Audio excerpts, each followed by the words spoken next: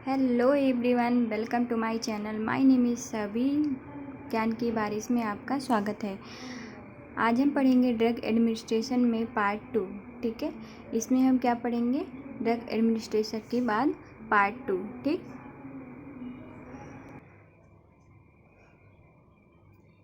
Next हम पढ़ेंगे parenteral route. Parenteral route में क्या होता है? पैरेंटल रूट में क्या होता है? सबक्यूटेनियस इंजेक्शन हम देते हैं। इसमें सबक्यूटेनियस टिश्यू में लगता है। ठीक है, सबक्यूटेनियस कहाँ लगता है? टिश्यूज़ में लगता है। ये 45 एंकल्स में लगता है एंड 90 डिग्री पे। ठीक है, फॉर एग्जाम्पल इसमें कौन सा इंजेक्शन देते हैं? इंसुलिन ड्रग देते हैं। इंसुलिन ड्रग इसमें देते हैं। इसमें क्या देते हैं? इंसुलिन ड्रग देते हैं, मीजल्स वैक्सीन देते हैं एंड LMWH देते हैं, लो मॉलिकुलर वेट हिपैरिन। ठीक है, इसमें क्या देते हैं? Low molecular weight heparin drug देते हैं। ठीक है, जो किस में देते हैं? हम सबक्यूटेनियस के माध्यम से देते हैं। जो मसल्स में सबक्यूटेनियस जो लगती है टिश्यूज़ में, उसमें हम सबक्यूटेनियस टिश्यूज़ में लगती है, उसको हम देते हैं लो मॉलिकुलर वेट हिपैरिन। ठीक है, ये प्रीफिल्ड सिरिंज होती है। ठीक है, एक होती है प्रीफिल्ड सिरिंज होती है जिसके थ्रू हम क्या करते हैं? लो मॉलिकुलर वेट हिपैरिन देते हैं। ठीक है, नेक्स्ट हम पढ़ेंगे इंसुलिन सिरिंज। इंसुलिन सिरिंज से कैसी होती है? इंसुलिन सिरिंज कैसी होती है? इंसुलिन सिरिंज में हम देखेंगे इंसुलिन सिरिंज होती कैसी है। वो रेड कलर की होती है एंड ऑरेंज कलर की होती है। ठीक है, रेड कलर की होती है, ऑरेंज कलर की होती है। रेड जो होती है इसमें 40 यूनिट ml होती है और ऑरेंज में क्या होता है? इसमें 100 यूनिट पर ml होती है। ठीक है, इसमें नेक्स्ट हम देखेंगे रेगुलर इंसुलिन। रेगुलर इंसुलिन क्या होता है? रेगुलर इंसुलिन में ये ड्रग IV के थ्रू भी दी जाती है। जो रेगुलर इंसुलिन होती है उसको हम क्या करते हैं? IV के थ्रू भी दे सकते हैं पेशेंट को। ठीक है, एट्रोपिड इंसुलिन क्या होती है? ये 30 से 70 मिक्सड होती है, जो 50-50 करके हम देते हैं पेशेंट को, मतलब हाफ करके हम पेशेंट को देते हैं। ठीक है, हीमोलॉग इंसुलिन क्या होती है? हीमोलॉग इसका क्या होता है? ये रैपिड एक्शन होती है। ठीक है, ये रैपिडली एक्शन करती है, जिसको हम देते हैं हीमोलॉग इंसुलिन। ठीक है, लैंथस ग्लैरिगिन क्या होती है? लैंथस ग्लैरिगिन ये लॉन्ग टाइम के बाद एक्शन करती है, लॉन्ग एक्शन होती है। ठीक है, ये इसका एक्शन क्या होता है? ज़्यादा टाइम के लिए होता है, जिसे हम क्या बोलते हैं? लैंथस ग्लैरिगिन। ठीक है, लैंथस ग्लैरिगिन होता है। ठीक है, नेक्स्ट हम पढ़ेंगे गेज ऑफ इंसुलिन सिरिंज। ठीक है, इसका गेज क्या क्या होता है? इंसुलिन सिरिंज का कौन कौन सी गेज में होते हैं? इसमें क्या होता है? 27 to 31 गेज का होता है ये इंसुलिन सिरिंज, और इसकी लेंथ कितनी होती है? 3 to 8 होती है। इसमें क्या होता है? 3 से 8 होता है, जो 90 डिग्री पे लगाएंगे। ठीक है, इसको हम इसका लेंथ कितना होता है? इसका लेंथ कितना होता है? 3 से 8 होता है। इसको हम क्या करते हैं? 90 डिग्री पर हम लगाते हैं पेशेंट को। ठीक है, 5 to 8 है तो अगर 3 to 8 थी तो उसको 90 डिग्री पे लगाते हैं, और अगर 5 to 8 है तो उसे 45 डिग्री से 60 डिग्री पर हम लगाएंगे। ठीक है, जो साइट ऑफ इंसुलिन होती है, किस किस साइड पे लगती है insulin? Upper outer quadrant of arm. ये क्या होती है? आर्म में लगती है। जो कहाँ पे लगती है? इसका साइड क्या होती है? अपर आउटर क्वाड्रेंट होता है आर्म में, वहाँ पे लगती है। ठीक है, और एंटीरियल लेटरल थाइज में, इसमें क्या होता है? एंटीरियल लेटरल थाइज में इंसुलिन लगती है, और एब्डोमेन में लगती है। ये एब्डोमेन में लगती है, जो 4 फिंगर अवे फ्रॉम अम्बिलिकस। ठीक है, जो अम्बिलिकस के 4 फिंगर ऊपर होती है, वहाँ पे क्या होता है? इंसुलिन लगती है। ठीक है, जो अम्लिकस होता है वहाँ उसके 4 फिंगर के ऊपर लगती है और एब्डोमेन में लगती है, ठीक है। ये होती है इंसुलिन की साइट, ठीक है। जैसे मान लीजिए ये आपका अम्लिकस है, ठीक है, ये नीचे का हो गया 4 फिंगर, ठीक है, नीचे की साइड, और ये 4 फिंगर हो गया अपर साइड हो गया। तो हम क्या कहाँ लगाएंगे 4 फिंगर, अबे 4 फिंगर ये हो गया नीचे, मतलब नीचे की साइड पे, और ये हो गया अम्लिकस का ऊपर का 4 फिंगर का, ठीक है। तो हम कहाँ लगाएंगे, ये ऊपर नहीं लगाएंगे, इस साइड नहीं लगाएंगे हम, लेफ्ट साइड नहीं लगाएंगे हम, राइट साइड या लेफ्ट साइड कहीं पे भी लगा सकते हैं, लेकिन इधर भी 4 फिंगर और इधर भी 4 फिंगर, ठीक है। अम्लिकस के 4 फिंगर साइड पे हम लगाते हैं। कौन सा लगाते हैं, एब्डोमेन इंसुलिन, ठीक है।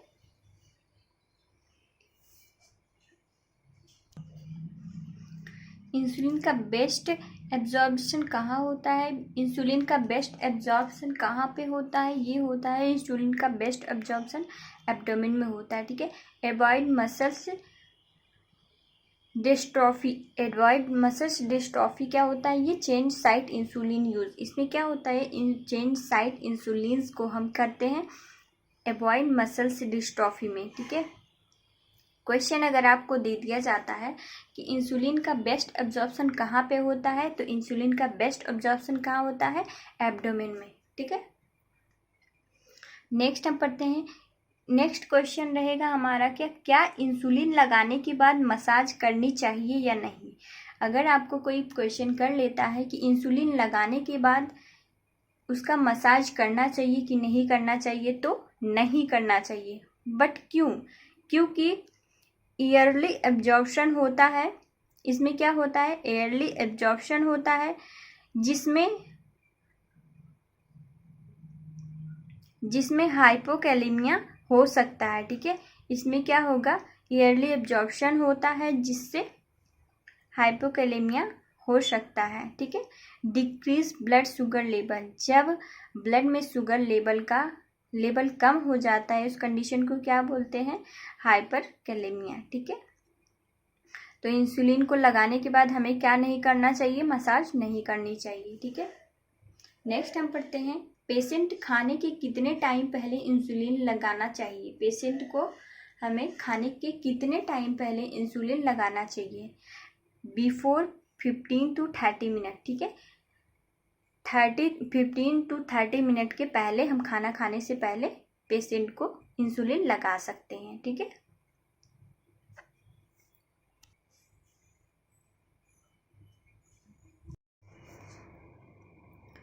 नेक्स्ट हम पढ़ेंगे LMWH का फुल फॉर्म हमने आपको पहले ही बताया था। क्या बताया था आपको, लो मॉलिक्यूलर वेट हेपेरिन, ठीक है। Low molecular weight heparin injection में जो एयर आती है उसे निकालनी है या नहीं, ठीक है।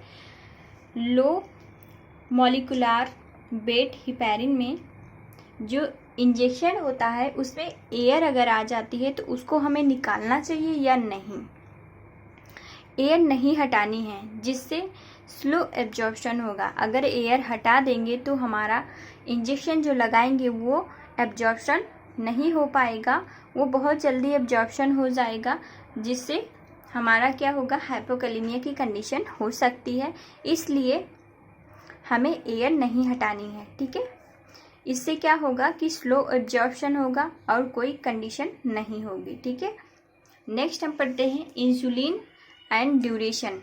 इंसुलिन को हम किस ड्यूरेशन में दे सकते हैं, रैपिड एक्शन, इसमें क्या होगा, इमीडिएट 3 to 5 आवर्स में हम दे सकते हैं, ठीक है।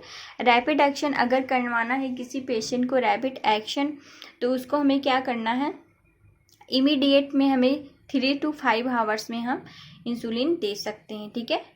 जो ह्यूमोलॉग एंड एस्पेरा एंड लिस्पेरा इंजेक्शन होते हैं, जिसको हम क्या करते हैं, पेशेंट को दे सकते हैं। इन नामों से ह्यूमोलॉग होता है, एस्पेरा होता है एंड लिस्पेरा होता है इंजेक्शन, जिसे हम क्या करते हैं, पेशेंट को दे सकते हैं, ठीक। नेक्स्ट हम पढ़ेंगे कि शॉर्ट एक्शन इंसुलिन क्या होता है। शॉर्ट एक्शन इंसुलिन में इसमें रेगुलर इंसुलिन है, ठीक है। रेगुलर इंसुलिन जो होती है उसे हम शॉर्ट एक्शन इंसुलिन भी बोलते हैं, ठीक है। इसमें क्या होता है, सबक्यूटेनियस रूट से हम देते हैं इंसुलिन को, जो 1:1 होता है। इसमें 50 यूनिट टू 50, मतलब इसमें 50-50 करके हम पेशेंट को इंसुलिन का इंजेक्शन देते हैं, ठीक है। जो सबक्यूटेनियस रूट से भी दे सकते हैं एंड इंट्रावेनस के थ्रू भी दे सकते हैं। आईवी के थ्रू एंड सबक्यूटेनियस के थ्रू हम इंजेक्शन पेशेंट को दे सकते हैं, जो 8 आवर तक अफेक्ट रहता है, ठीक है। 8 आवर तक जो है 8 घंटों तक पेशेंट को इफेक्ट रहता है इंसुलिन का, ठीक है। जो 8 घंटे के बाद हम फिर से पेशेंट को 50-50 करके हम दे सकते हैं, ठीक है। नेक्स्ट हम पढ़ेंगे इंटरमीडिएट एक्शन, ठीक है। नेक्स्ट हम पढ़ते हैं इंटरमीडिएट एक्शन में क्या होगा, मिक्सड। इसमें क्या होगा, इंटरमीडिएट एक्शन में इसमें मिक्सड होगा, मिक्सड 50-50 होगा, ठीक है। 50-50 इंजेक्शन होगा इसमें। और मिक्सड कोई भी इंजेक्शन में अगर कोई मिक्स दवा कर रहे हैं तो हम क्या बोलेंगे, मिक्सड जो होगा वो 50-50 होगा। एंड मिक्सड 30 से 70 भी हो सकता है, ठीक है। जो इसमें क्या होगा, 12 घंटे तक इसका इफेक्ट रहता है।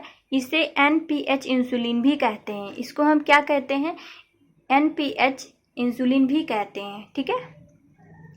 फॉर एग्जाम्पल इसमें क्या होगा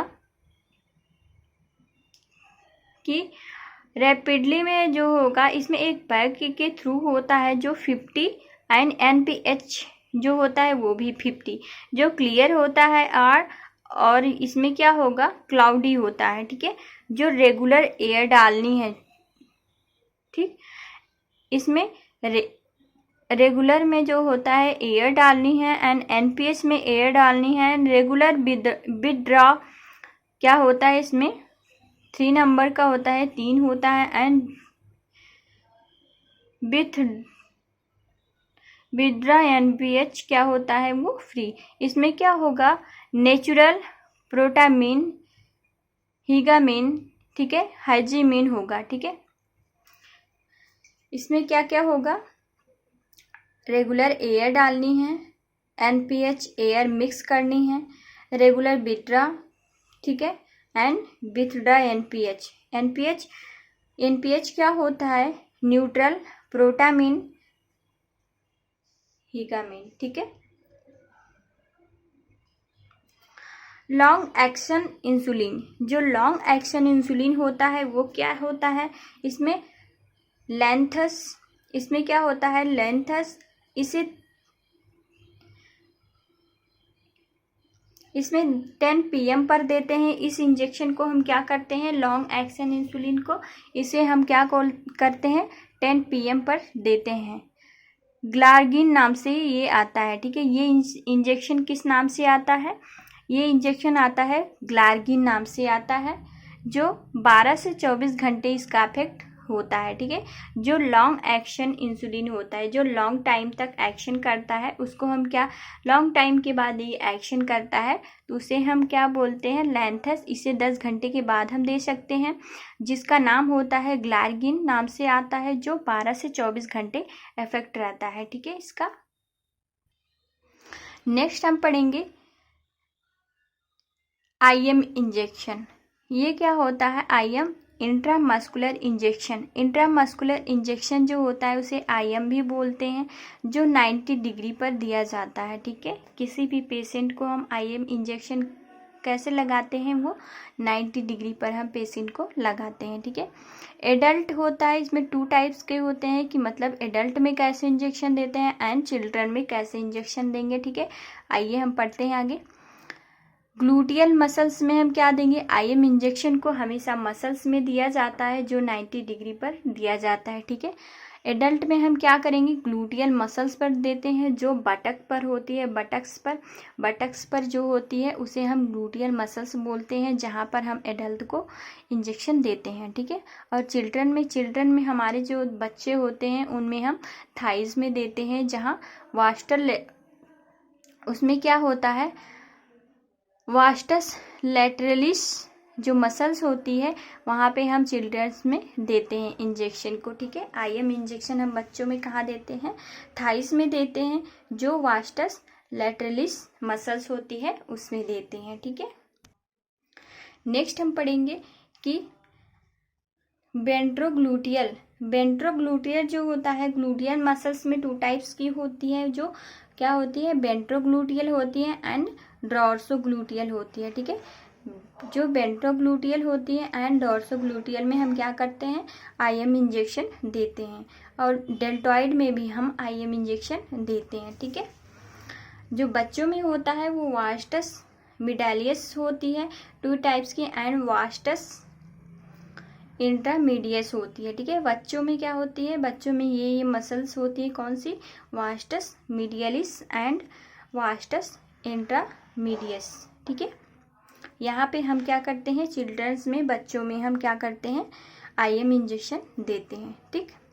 अगर आपके पास कोई क्वेश्चन आ जाए कि IM इंजेक्शन कितने डिग्री पर लगता है, ठीक है, अगर आपको एग्जाम में क्वेश्चन पूछ लिया जाता है कि बच्चों बताओ कि IM इंजेक्शन पेशेंट को कितने डिग्री पर दिया जाता है, कितने एंगल पर दिया जाता है, ठीक है, तो हम क्या बोलेंगे, 90 डिग्री पर हम पेशेंट को IM इंजेक्शन देते हैं, ठीक है। थिन बॉडी हो तो हम कैसे देंगे, थिन बॉडी अगर किसी की है तो हम कैसे देंगे, 60 to 90 डिग्री पर, ठीक है। अगर किसी पेशेंट की बॉडी थिन है तो हम क्या करेंगे, 60 to 90 डिग्री पर हम पेशेंट को IM इंजेक्शन देंगे। नेक्स्ट हम पढ़ेंगे कि डॉर्सोग्लूटियल में IM इंजेक्शन क्या होता है, अपर आउटर क्वाड्रेंट में IM लगेगा, ठीक है।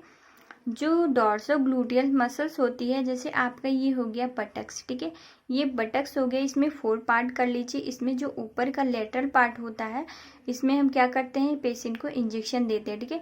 अपर आउटर क्वाड्रेंट में IM इंजेक्शन देते हैं, ठीक है। इसे हम क्या बोलते हैं, अपर आउटर क्वाड्रेंट, ठीक है। इसे हम क्या बोलते हैं, अपर आउटर क्वाड्रेंट में हम क्या करते हैं, IM इंजेक्शन देते हैं, ठीक है। वेंट्रोग्लूटियल क्या होता है, जो वेंट्रोग्लूटियल में क्या होता है IM injection, thumb place at anterior superior iliac spine, ठीक है। जो स्पाइन होता है वहाँ पे हम क्या करेंगे, जो अपना फिंगर से उसको हम क्या करेंगे, thumb place at anterior superior, ठीक है। इस तरह से अपना दोनों ये फिंगर्स है, इसको ऐसे हम फैलाएंगे। फिर उसके बाद जो हमारा ये ऊपर का 3 फिंगर लेंगे, इधर भी 3 फिंगर हमारा रहेगा ऐसे। तो हम क्या करेंगे, जो ऐसे एंगल बनाएंगे हम, इस एंगल के बीच में जो मसल्स होगी उस मसल्स में हम क्या देंगे, IM इंजेक्शन। वेंट्रोग्लूटियल मसल्स में हम क्या करेंगे, IM इंजेक्शन देते हैं, ठीक है।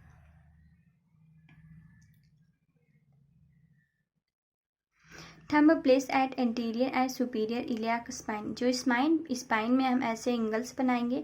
फिर उसके बाद हम क्या करेंगे, पेशेंट को IM इंजेक्शन देंगे, ठीक है। नेक्स्ट हम पढ़ेंगे डेल्टॉइड मसल्स। डेल्टॉइड में हम IM कैसे देते हैं, इसमें वैक्सीनेशन के लिए यूज़ होता है, क्या यूज़ होता है, 2 से 3 फिंगर्स बिलो द एक्रोमियम प्रोसेस, ठीक है। इसमें हम क्या करेंगे, एक्रोमियम प्रोसेस बनाएंगे, सेम लाइक हैंड। ये ऐसे ही एंगल हम क्या करेंगे, ऊपर से 3 फिंगर ले लेंगे, नीचे से क्या करेंगे, हम एक्रोमियम प्रोसेस के थ्रू हम ये त्रिकोणा एंगल बनाएंगे। उसके बाद हम क्या करेंगे, यहाँ पे हम क्या करेंगे, डेल्टॉइड इंजेक्शन देंगे पेशेंट को, ठीक है। नेक्स्ट हम पढ़ेंगे वास्टस लैटरलियस, ठीक है। लैटरलियस में हम क्या करेंगे, vastus lateralis commonly used in children. ये कॉमनली यूज्ड किस में होता है, ये कॉमनली यूज होता है चिल्ड्रन में, किस में, बिलो 3 ईयर फॉर वैक्सीनेशन। 3 साल के कम के ईयर के बच्चे जो होते हैं उसमें हम क्या करते हैं, वास्टस लैटरलियस का मेथड का यूज़ करते हैं, ठीक है, पेशेंट बच्चों को इंजेक्शन देने के लिए, ठीक है। इसमें क्या करते हैं, 1 ml यूज़ करते हैं पेशेंट को। अगर किसी बच्चे को इंजेक्शन देना है जो 3 साल से कम उम्र का है तो उसमें हम 1 ml यूज़ करेंगे IM इंजेक्शन, जो 2 से 4 ml यूज्ड होता है, ठीक है। 1 ml या तो 2 से 4 ml यूज्ड करते हैं पेशेंट को देने के लिए, ठीक है। IM इंजेक्शन हम बच्चों में 1 ml या तो IM 2 से 4 ml यूज करते हैं, ठीक। नेक्स्ट हम पढ़ते हैं जेड ट्रैक। नेक्स्ट हम क्या पढ़ेंगे, जेड ट्रैक मेथड क्या होता है। जेड ट्रैक मेथड से हम क्या करते हैं, इंट्रामस्कुलरली इंजेक्शन, ठीक है। इसमें क्या होता है, जेड ट्रैक मेथड के थ्रू हम क्या करेंगे, पेशेंट को इंजेक्शन देते हैं, IM इंजेक्शन, ठीक है। इंट्रामस्कुलरली इंजेक्शन देते हैं पेशेंट को, जो oil emulsion Z track method क्या होता है, ये इंट्रामस्कुलरली इंजेक्शन दिया जाता है पेशेंट को, जिसमें क्या होता है, ऑयल इमल्सन मेडिकेशन प्रोवाइड किया जाता है। फॉर एग्जांपल पेशेंट को आयरन दिया जाता है इसको जेड ट्रैक मेथड के थ्रू, ओके। नेक्स्ट क्या पढ़ेंगे, बेनिफिट्स। जेड ट्रैक मेथड के थ्रू अगर हम पेशेंट को इंजेक्शन दे रहे हैं तो उसका बेनिफिट क्या होगा, ठीक है। लेस इरिटेशन, ठीक है, पेशेंट को क्या होगा, लेस इरिटेशन। उसके बेनिफिट्स में क्या होगा, उसका इरिटेशन कम हो जाएगा। एंड अवॉइड द लीकेज, ठीक है। अगर किसी पेशेंट में किसी प्रकार का लीकेज हो रहा है तो उसमें क्या होगा, अवॉइड द लीकेज, ठीक है, वो अवॉइड करेगा, लीकेज को अवॉइड कर देगा, ठीक है। उसमें क्या होगा, अवॉइड हो जाएगा लीकेज। जो कोई भी अगर पेशेंट में कोई भी लीकेज हो रहा है तो क्या होगा, वो अवॉइड हो जाएगा, ठीक है। लेस इरिटेशन हो, उसका इरिटेशन जो होगा वो कम हो जाएगा एंड लीकेज अवॉइड कर देगा, ठीक है। मेथड क्या होता है, जेड ट्रैक मेथड क्या होता है, इसमें method stretch the skin and give injection after that, stretch the skin and give injection after that release skin, ठीक है। इसमें इस मेथड के थ्रू क्या करेंगे हम, इसमें क्या करेंगे, स्किन को स्ट्रेच करेंगे, मतलब खींचेंगे, फिर उसके बाद इंजेक्शन को लेंगे। आफ्टर दैट रिलीज स्किन, ठीक है, पेशेंट को स्किन रिलीज हो जाएगा, रिलीज मतलब उसको छोड़ देंगे। पहले स्किन को स्ट्रेच करेंगे, उसको खींच के रखेंगे, फिर उसके बाद इंजेक्शन देंगे, फिर उसके बाद हम क्या करेंगे, पेशेंट को छोड़ देंगे, ठीक है, उसकी स्किन को रिलीज कर देंगे, ठीक। इस मेथड के थ्रू हम क्या करेंगे, पेशेंट को जेड ट्रैक मेथड के थ्रू हम क्या करेंगे, पेशेंट को IM इंजेक्शन देंगे। इसमें क्या देते हैं, आयरन प्रोवाइड करते हैं, ऑयल इमल्सन मेडिकेशन प्रोवाइड करते हैं पेशेंट को, ठीक है। ये होता है जेड ट्रैक मेथड, ठीक है। नेक्स्ट हम पढ़ेंगे इंट्रावेनस रूट। IV इंजेक्शन हम कैसे देते हैं पेशेंट को, जो मेडिसिन 5 ml से ज़्यादा हो उसे हम इंट्रावेनस रूट से देते हैं, ठीक है। इसमें मेनली क्या होता है कि अगर कोई पेशेंट है उसको ज़्यादा टाइम तक हमें इंजेक्शन प्रोवाइड करना है तो हम क्या करेंगे, अगर पेशेंट को हमें ज़्यादा इंजेक्शन देना है, जैसे जो मेडिसिन 5 ml से ज़्यादा होती है, जैसे कोई पेशेंट है उसको इंजेक्शन ज़्यादा, किसी की सर्जरी हो गई है या किसी प्रकार की किसी को डिसीज़ हो गई है और उसको ज़्यादा से इंजेक्शन लग रहे हैं, तो पेशेंट को हम क्या करेंगे, पेशेंट को जब 5 ml से ज़्यादा का इंजेक्शन लगता है तो उसको हम किसके थ्रू रूट से देते हैं, IB के थ्रू, मतलब इंट्रावेनस के थ्रू हम पेशेंट को इंजेक्शन देते हैं, ठीक है। IB कैनुला क्या होता है, पहले पेशेंट को IB कैनुला लगाते हैं, फिर उसके बाद IB के इंजेक्शन देते हैं। शॉर्ट टाइम के लिए हम क्या करेंगे, हैंड आर्म यूज बेन, ठीक है। हम शॉर्ट टाइम के लिए अगर पेशेंट को कैनुला लगा रहे हैं तो उसमें क्या, कौन सा पार्ट यूज करेंगे बॉडी का, आर्म बेन यूज करेंगे एंड हैंड की आर्म बेन होती है उसका यूज करेंगे एंड बटरफ्लाई यूज करेंगे। पेशेंट को अगर कम टाइम के लिए कैनुला लगाना है IB इंजेक्शन देने के लिए तो हम क्या करेंगे, शॉर्ट टाइम के लिए आर्म बेन यूज करेंगे एंड बटरफ्लाई कैनुला यूज करते हैं, ठीक है। लॉन्ग टाइम के लिए अगर पेशेंट को हमें IB इंजेक्शन देना है तो फोरामेन यूज करते हैं, ठीक है। अवॉइड जॉइंट पे हम कभी भी IB कैनुला नहीं लगाते हैं और हम क्या करेंगे, 4 आर्म यूज़ करते हैं, ठीक है। लॉन्ग टाइम के लिए हमें इंजेक्शन देना है पेशेंट को, तो हमें कैनुला कहाँ लगाना है, 4 आर्म पे लगाना है और लॉन्ग टाइम के लिए लगाना है। और जॉइंट के बीच में तो कभी कैनुला नहीं लगाना चाहिए। इससे क्या होगा, पेशेंट की आईबी सेट कैनुला ब्लॉक हो जाएगी और पेशेंट को आईबी इंजेक्शन नहीं दे पाएंगे, ठीक है। कैनुला भी ख़राब हो जाएगा, जिससे हमें उसको निकालना पड़ेगा पेशेंट को, और पेशेंट को भी प्रॉब्लम होने लगी। इसलिए हमें क्या करना है, अवॉइड करना है जॉइंट को, ठीक है। जॉइंट को छोड़ करके हमें आईबी कैनुला 4 आर्म पे लगा सकते हैं, आर्म वेन पे लगा सकते हैं, ठीक है। इसलिए हमें क्या करना है, आईबी कैनुला जॉइंट पे नहीं लगाना चाहिए, अवॉइड करना चाहिए, ठीक है। नेक्स्ट हम पढ़ेंगे बेस्ट कैनुला गेज कौन सी होती है। बेस्ट कैनुला गेज कौन सी होती है, अगर हम आईबी इंजेक्शन दे रहे हैं पेशेंट को, तो हमें बेस्ट गेज की कैनुला कौन सी होती है, जो ब्लॉक नहीं होती है जल्दी से, जो 18 नंबर की होती है, गेज 18 गेज की होती है, उसे ग्रीन कलर की होती है, उसे हम आईबी कैनुला लगा सकते हैं लॉन्ग टाइम के लिए, ठीक है। अगर आपको कोई क्वेश्चन दे दिया जाता है कि ब्लड ट्रांसफ्यूज़न के लिए कौन सा कैनुला यूज़ करेंगे, तो पेशेंट को अगर हमें लॉन्ग टाइम के लिए या फिर हमें ब्लड ट्रांसफ्यूजन करना है, क्या करना है, पेशेंट को ब्लड ट्रांसफ्यूज़न करना है पेशेंट में, तो हमें क्या देना चाहिए, पेशेंट को कौन सा कैनुला देना चाहिए, कौन सा कैनुला लगाना चाहिए पेशेंट में, तो हम क्या करेंगे, 18 गेज का, ठीक है। 18 गेज का कैनुला हम पेशेंट के लिए यूज़ करेंगे, ठीक है, जो ग्रीन कलर का होता है। कोई क्वेश्चन आपसे कर लेता है कि ब्लड ट्रांसफ्यूज़न के लिए कौन सा कैनुला यूज़ करेंगे, तो आपको सिंपल सा आंसर देना है कि 18 गेज का जो कैनुला होता है उसे हमें यूज़ करना चाहिए ब्लड ट्रांसफ्यूज़न के लिए, ठीक है, जो ग्रीन कलर का होता है। नेक्स्ट हम पढ़ते हैं इंट्राडर्मल रूट। इंट्राडर्मल रूट से आईडी, इसको शॉर्ट में हम बोलेंगे आईडी, जो इंट्राडर्मल रूट होता है, जो इसमें क्या होता है कि पेशेंट को अगर इंजेक्शन देना है तो हम कहाँ देंगे, डर्मिस लेयर में यूज़ होने वाला इंजेक्शन इंट्राडर्मल इंजेक्शन कहलाता है, ठीक है। जो हमारा इंजेक्शन इंट्राडर्मल होता है, इसका मतलब क्या होता है, इंट्राडर्मल इंजेक्शन रूट क्या होता है, इंट्राडर्मल रूट में क्या होता है कि डर्मिस लेयर में जो इंजेक्शन लगता है उसे हम क्या बोलते हैं, इंट्राडर्मल रूट, ठीक है, इंट्राडर्मल रूट बोलते हैं। जो डर्मिस लेयर में इंजेक्शन लगाया जाता है उसे इंट्राडर्मल इंजेक्शन कहा जाता है। जो डर्मिस लेयर में कौन कौन सा इंजेक्शन लगाया जाता है, तो इसमें फॉर एग्जांपल हम देखेंगे बीसीजी वैक्सीन लगाई जाती है एंड मॉन्टेक्स टेस्ट के लिए, ठीक है। जो टीबी के लिए टेस्ट किया जाता है कौन सा, मॉन्टेक्स टेस्ट, ठीक है। बीसीजी वैक्सीन लगाते हैं जो डर्मिस लेयर में लगाते हैं, ठीक है।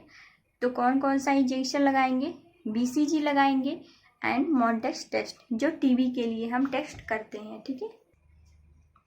नेक्स्ट हम पढ़ेंगे एएसटी, एंटी सेंसिटिविटी टेस्ट के लिए हम क्या करते हैं, इंट्राडर्मल इंजेक्शन देते हैं, जो एलर्जी रिएक्शन को पता करती है, ठीक है।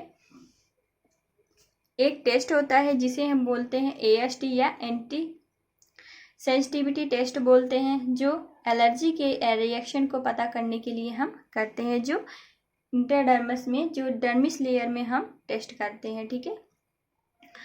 इंट्राडर्मल इंजेक्शन की साइट कौन कौन सी होती है, इसकी साइट होती है अपर इनर फोरामेन, ठीक है। ये हमारा हो गया हैंड, हैंड में हमारे हो गए 4 फिंगर, ये हमारा हो गया जॉइंट, जॉइंट की इस पार्ट पे आर्म से लेकर के जॉइंट तक, इसके बीच में जो हमारा पार्ट होता है उसके बीच में हमें क्या करना है, अपर इनर फोरामेन, ठीक है। अपर इनर फोरामेन में हमें क्या करना है, टेस्ट करना है, ठीक है। इंट्राडर्मल लेयर पे लगाएंगे क्या, कौन सा, इस पे हम क्या करते हैं, इस इंट्राडर्मल लेयर पे हमें इंजेक्शन लगाना है। कितने एंगल पे लगाते हैं, 15 डिग्री से 30 डिग्री पर हम लगाते हैं, ठीक है। और अगर हमें मॉन्टेक्स टेस्ट करना है तो हम कैसे करेंगे, इसमें क्या करेंगे, अपर इनर फोरामेन में हमें क्या करना है, इंट्राडर्मल इंजेक्शन लगाते ही हैं, लेकिन मॉन्टेक्स टेस्ट भी हम वहीं पे करेंगे अपर इनर फोरामेन में। 1 से 2 ml इसके अंदर डालेंगे, ठीक है। इंजेक्शन में क्या करेंगे, हम सिरिंज में 1 से 2 ml उसके अंदर डालेंगे, ठीक है। एक सैक्रल मास्क करके, ठीक है, एक सैक्रल मार्क करेंगे, ठीक है, ऐसे सैक्रल मार्क करेंगे। क्या करेंगे? सैक्रल मार्क करेंगे। सैक्रल मार्क जो होगा वो 10 mm का बनता है, ठीक है, जो 10 mm का बनता है। इसमें 48 से 72 आवर्स के लिए छोड़ देंगे, ठीक है। इसमें मॉन्टेक्स टेक्स्ट क्या करेंगे, कैसे करते हैं, 1 से 2 ml उसके लिए उसके अंदर डालेंगे, फिर एक सैक्रल मार्क बनाएंगे, ठीक है। सैक्रल मार्क करके उसको सैक्रल मार्क को हम 10 mm का बनाते हैं, ठीक है। जो सैक्रल मार्क होता है वो 10 mm का होता है, जिसको हम 40 से 72 आवर्स के लिए छोड़ देते हैं, ठीक है।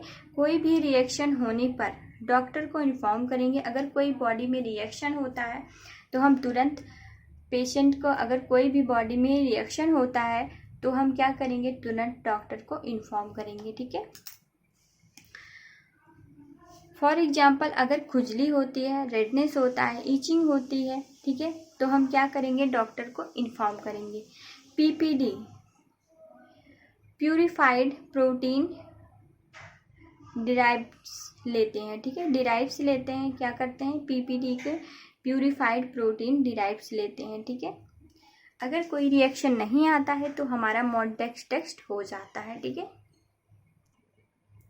नेक्स्ट हम पढ़ेंगे AST टेस्ट क्या होता है। ये लिग्नोकेन होता है जो एंटीबॉडीज़ में दिया, एंटीबॉडीज़ होती है, लिग्नोकेन एंटीबॉडीज़ होती है, जो टेस्ट के लिए कोई भी सर्जरी करने से पहले हम AST टेस्ट भी करते हैं, मॉन्टेक्स टेस्ट भी करते हैं, एंड क्या करते हैं, ये सारे टेस्ट हम क्या करते हैं, सेंसिटिविटी टेस्ट करते हैं, AST भी करते हैं, ठीक है।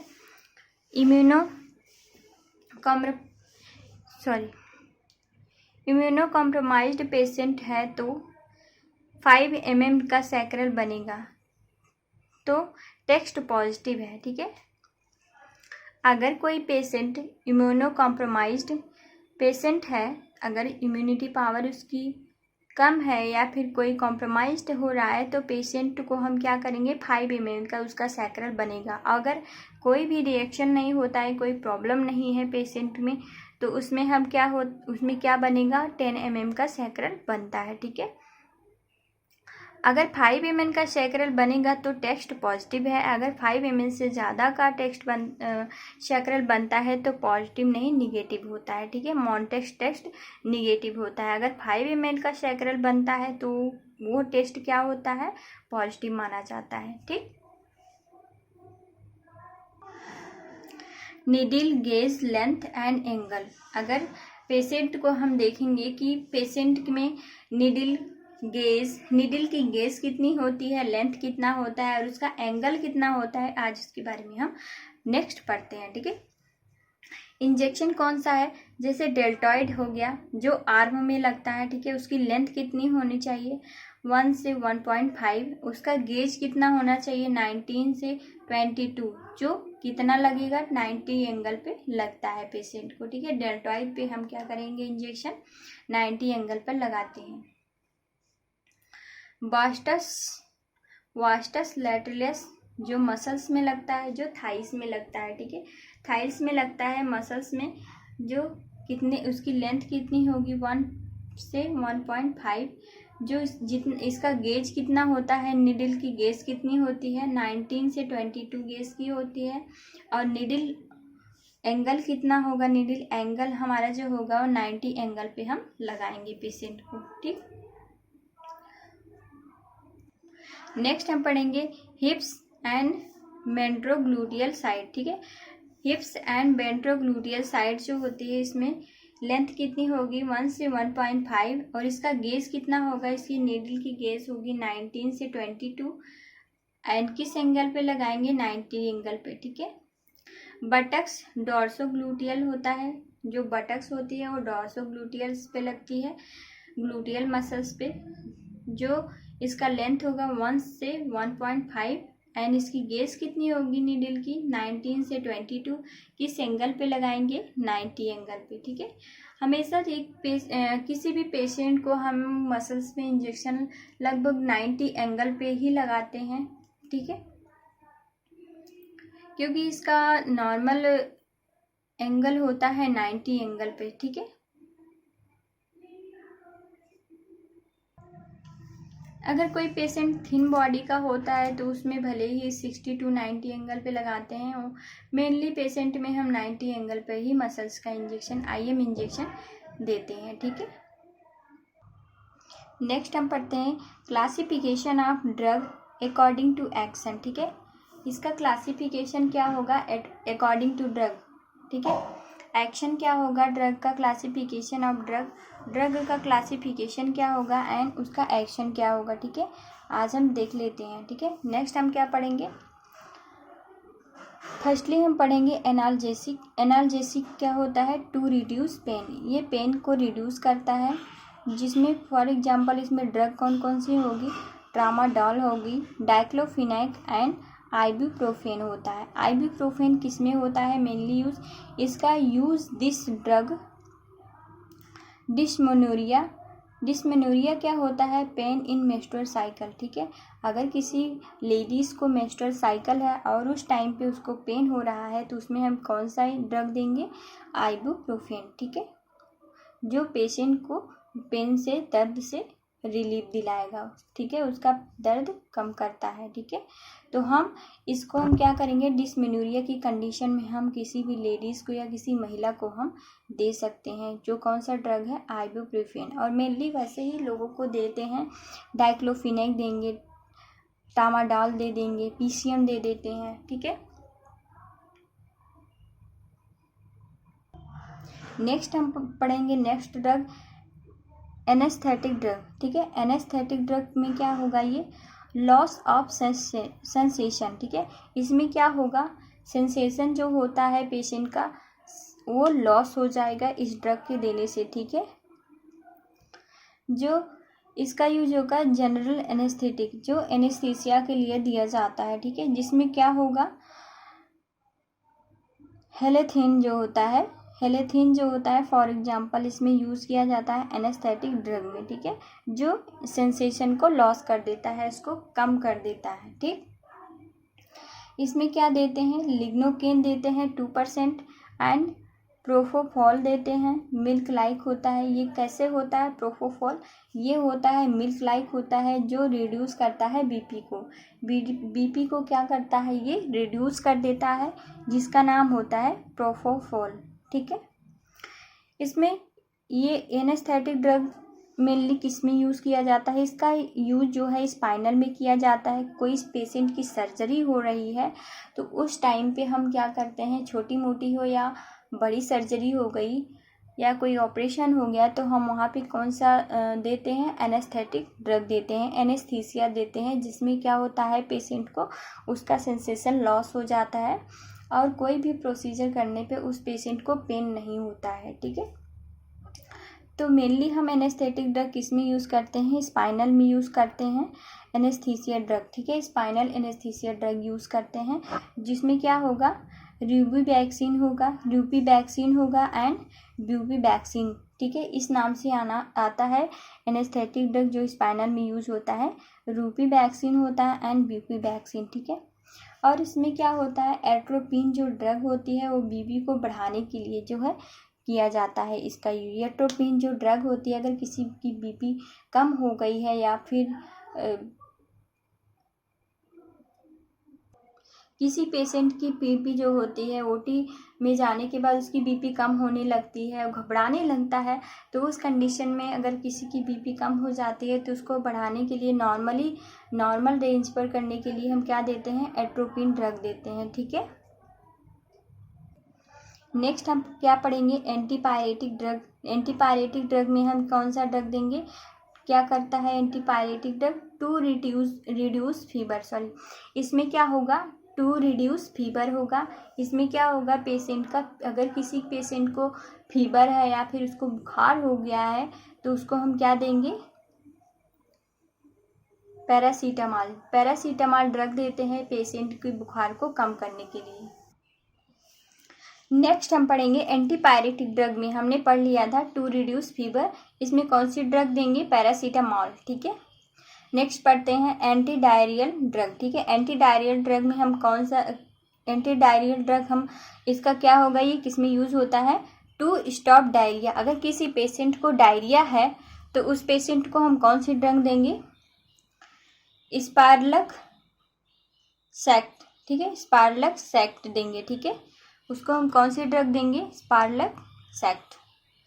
नेक्स्ट हम पढ़ेंगे लैक्सेटिव ड्रग। लैक्सेटिव ड्रग में क्या होता है, टू रिड्यूस कॉन्स्टिपेशन। अगर किसी पेशेंट को कॉन्स्टिपेशन से रिड्यूस करवाना है, उसका कॉन्स्टिपेशन दूर करना है, तो लैक्सेटिव ड्रग देंगे। इसमें कौन सी ड्रग देते हैं, डुलोकोलेक्स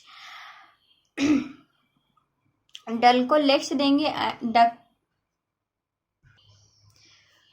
लैक्सेटिव ड्रग के लिए हम क्या देंगे, टू रिड्यूस कॉन्स्टिपेशन। इसके लिए हम कौन सी ड्रग देंगे, डल्कोलेक्स सपोजिटरी एंड लैक्टुलोज सिरप देंगे, ठीक है। पेशेंट को हम क्या देंगे, लैक्टुलोज सिरप देंगे एंड डल्कोलेक्स सपोजिटरी देंगे। मेटोक्लोप्रामाइड हम किस में यूज करते हैं, हेल्प इन मिल्क प्रोडक्शन, ठीक है, लैक्टेशन मतलब मिल्क प्रोडक्शन में क्या होता है, मेटोक्लोप्रामाइड हम ड्रग देते हैं, ठीक है। नेक्स्ट हम पढ़ेंगे anti emetic drug. Anti emetic drug में क्या होता है, टू रिड्यूस वॉमिटिंग। अगर किसी पेशेंट को वॉमिटिंग हो रही है तो उसमें हम कौन सी ड्रग देंगे, ओंडेमिस्टेरॉन, मतलब उसको हम ओंडेम या एमसेट भी बोल सकते हैं, ठीक है, उसे ओंडेम या एमसेट भी बोलते हैं। उसको हम कौन सी ड्रग देंगे पेशेंट को, ओंडेमिस्टेरॉन ड्रग देंगे, ठीक है।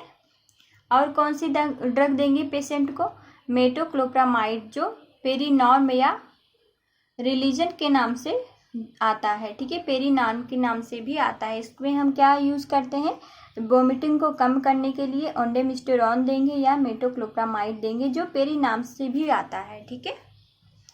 नेक्स्ट हम पढ़ेंगे anti emetic drug.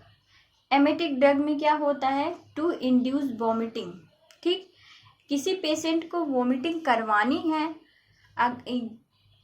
Anti emitting drug में हम क्या देते हैं, इसमें क्या होता है कि पेशेंट में अगर वॉमिटिंग हो रही है तो उसको कम करने के लिए हम कौन सी ड्रग देते हैं, एंटी एमिटिक ड्रग देते हैं। इसमें क्या देंगे, ओंडेमिस्टेरॉन एंड मेटोक्लोप्रामाइड देंगे। और अगर किसी पेशेंट को वॉमिटिंग करवानी है तो हम क्या देंगे, टू इंड्यूस्ड वॉमिटिंग में हम क्या देंगे, एमिटिक ड्रग देंगे। इसमें क्या होगा, use salt water syrup IPsec, ये 15 ml प्लस 1 ग्लास वाटर में मिक्स करके हम देंगे एंड चारकोल देंगे, ठीक है। अगर पेशेंट को उल्टी करवानी है तो हम क्या क्या देंगे, उसका यूज साल्ट वाटर मतलब साल्ट वाटर देंगे, मतलब नमक वाला पानी देंगे उसको, सिरप देंगे, आईपीसेक देंगे, आईपीसेक जो 15 ml में 1 ग्लास वाटर, ठीक है, मिक्स करके देंगे एंड चारकोल देंगे। पेशेंट को उल्टी करवाने के लिए हम एमेटिक ड्रग देंगे, ठीक है।